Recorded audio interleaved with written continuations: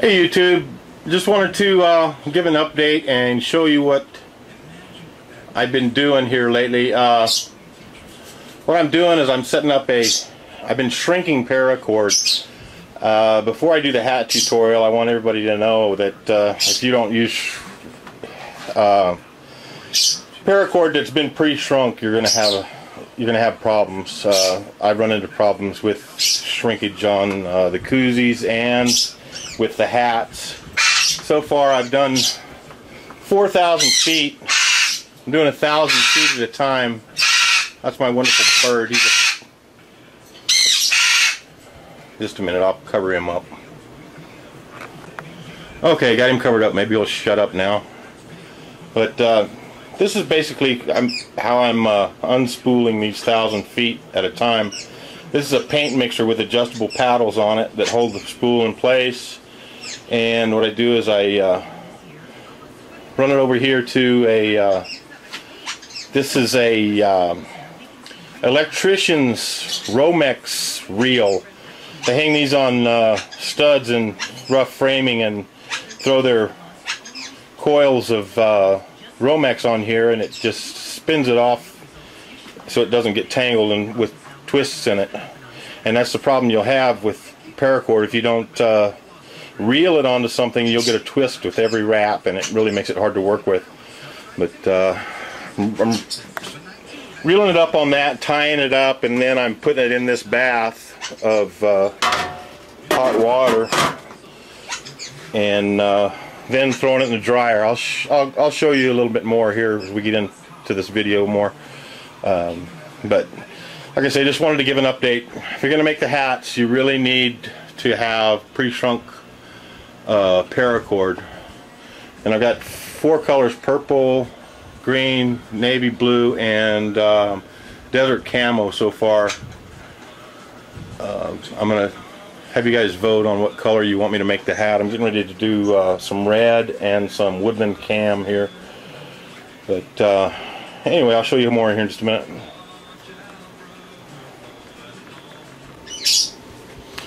Alright, let me show you what I'm doing here. Got 1,000 feet of woodland camo.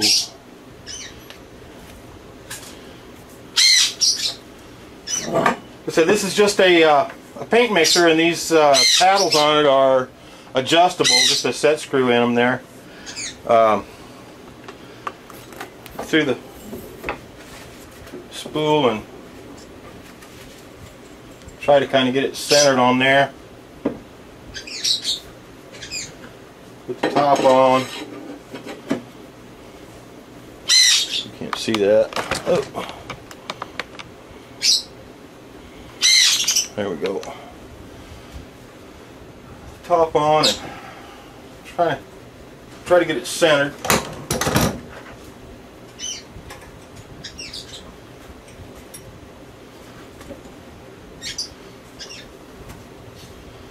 Put a little bit of tension on the screw, and then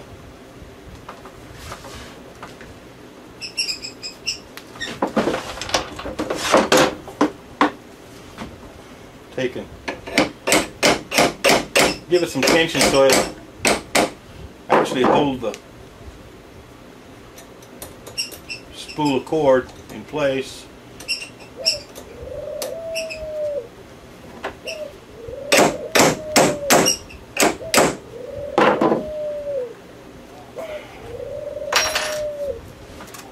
And this end's got some flat spots on it for the drill. Don't need a drill now, but reeling it back in, you'll use the drill. I just hang it on this table here, and you can spool it right out. Let me reset up over here and I'll show you what I'm doing on this reel. Alright, now I don't know, not everybody's going to be able to find one of these. I don't know what you're going to use, but you have to keep in mind that when you reel all this cord up and after it shrinks, it's not going to fit back on whatever you use unless, of course, it's tapered. So I made these tapered pieces, which I clamp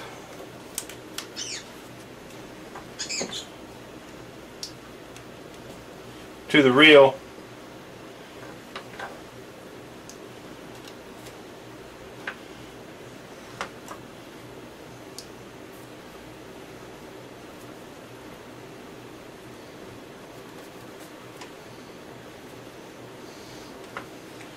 And that gives you reel it up here, and then you can put it on up here after to shrink up. You follow me? Anyway, I'll show you here in a minute after I get all of those on how it works. I think it's pretty slick. Alright, I got all the plastic pieces on it now. What I do to tell the difference between the two ends and make them a little easier to find is I just put one knot on the starting end, and then on the other end I'll put two knots so I won't get confused and try to unreel it with from the beginning rather than the end. It'd be a mess. Anyway, I'll show you what I do here. I made me a little handle on a clamp.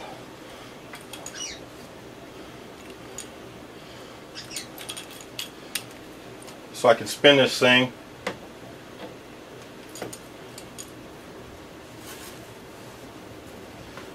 And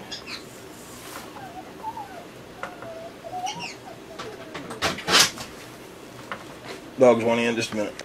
Okay.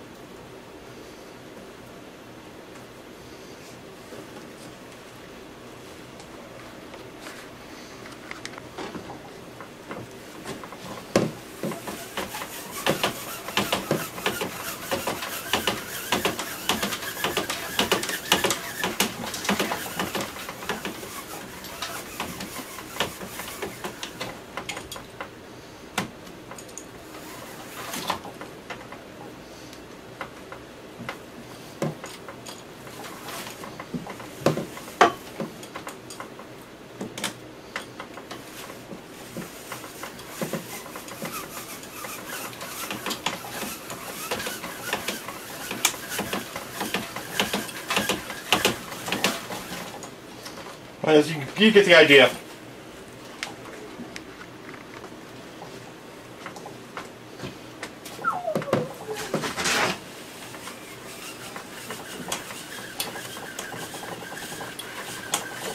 I think it works pretty good. I mean, it's not perfect, but I can spin this on here in, I don't know, 3 to 5 minutes, something like that.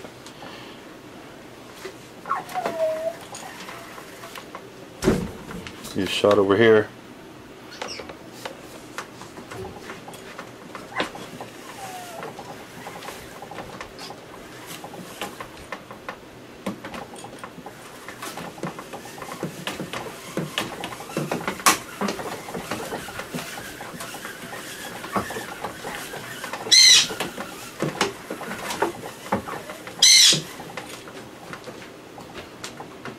Okay, I'm gonna get this on there and then I'll come back.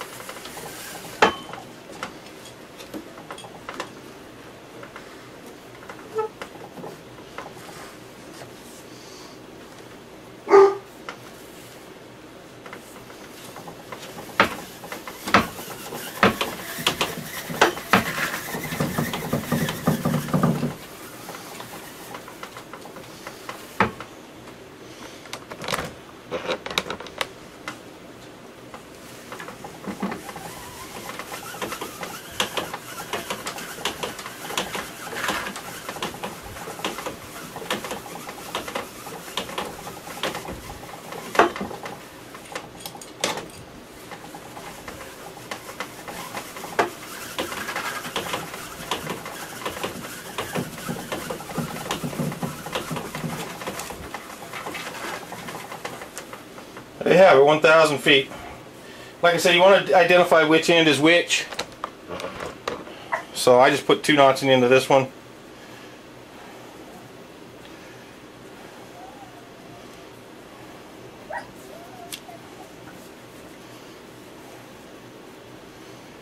That tells me that's the end.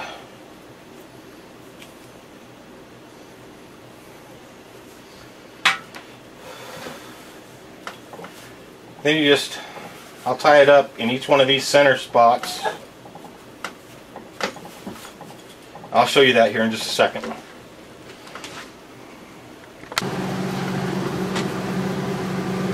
Alright, what I got here is 6 pieces of string, and how I'm tying them up is I go about 15 inches from the end of, I'm using about a 6-foot long piece.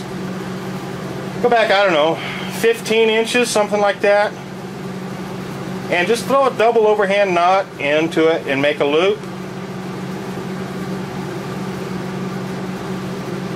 You can watch it cinch up. Some people call this a double, or the figure 8 knot, I think. I don't know. It's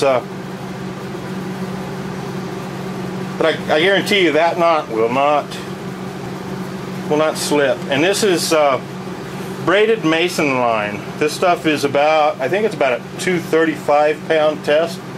So this is really strong stuff. I mean, and you need strong string. What I do is, say I'm going to tie it up in 4 places, but you got to tie this stuff up tight because you're going to be throwing this in the dryer. And I guarantee you, you do not want 1,000 feet of paracord tumbled loose in your dryer. That'll be a mess like you've never seen before.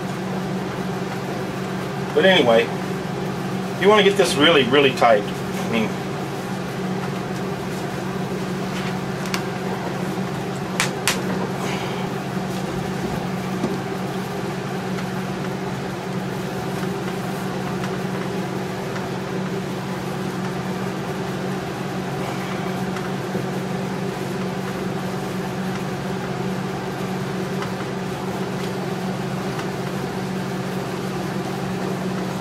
when I get to the point where both things are about the same, I throw another double overhand knot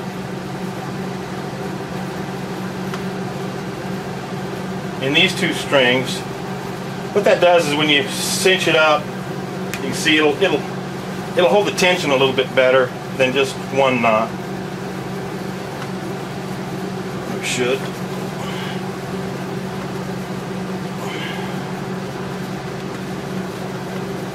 Wrap it around one more time, and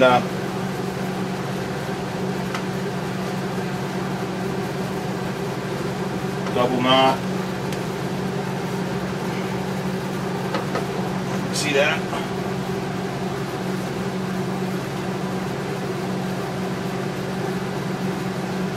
And then just simple granny knots, tie it up, put several of them in it. Because like I say, you would spend days untangling 1,000 feet of paracord that had been tossed in the dryer. Anyway, I'm going to do that 4 times and then I'll show you something else. Oh, and one thing I forgot to say, I think it works best if you go opposite side rather than go into this next one. It just seems to do it a little more uniformly. So go 180 degrees and do your next one. Actually, I just remembered an old trick to use with this mason line. Let me show you here. I go around it a couple of times. Like I say, you want this stuff really tight. I'll bet you 100 pounds of tension.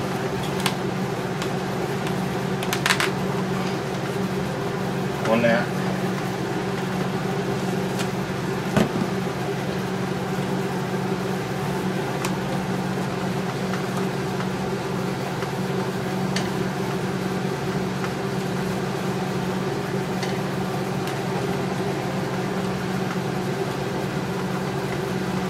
Now, you make this knot, rather than going around it twice, or through the hole twice, go through it about 4 or 5 times. You see that?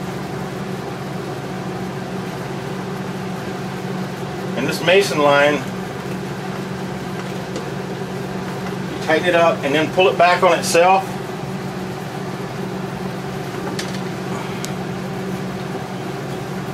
And it'll form a little ball.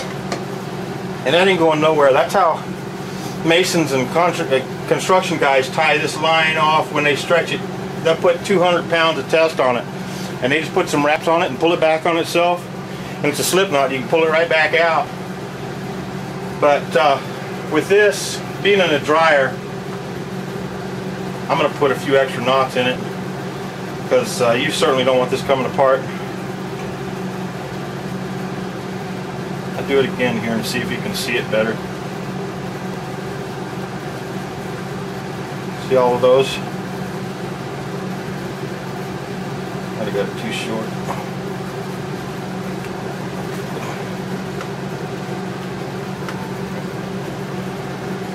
Let that one slip.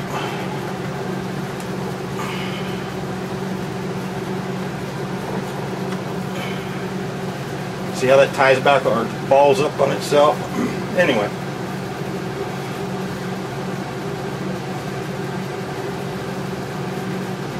A few more knots.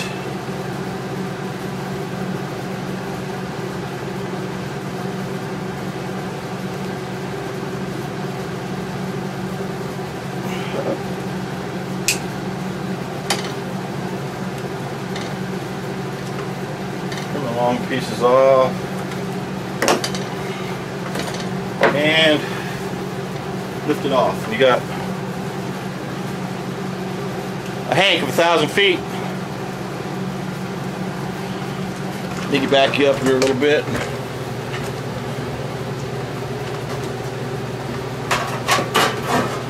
This water's boiling around the edge, so we're 200 degrees anyways.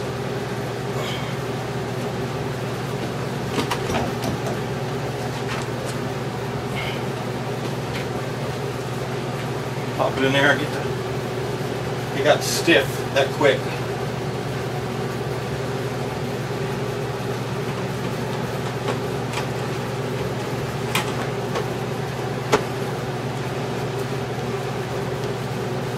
I mean, crunchy stiff. You can't hear it, but it's crunching right now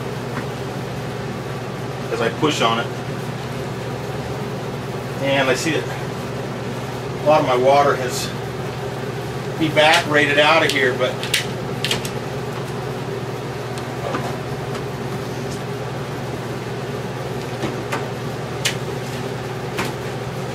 that right there is probably good enough. But I'm going to put some more water in here and let it cook for about an hour, just to make sure that it gets hot through and through where I'll get it tied in there.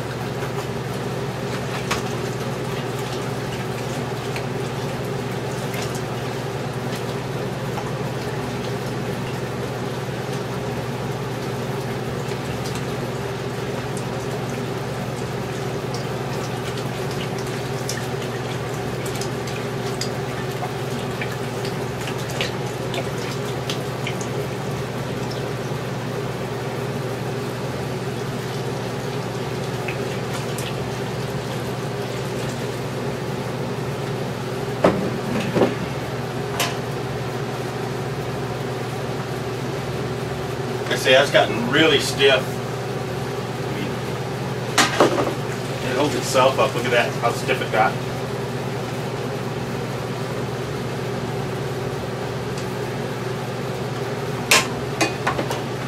Anyway, I'll come back in about an hour and throw that in the dryer. Have another one ready to go in there. And I'll show you coming out of the dryer and spooling it back up.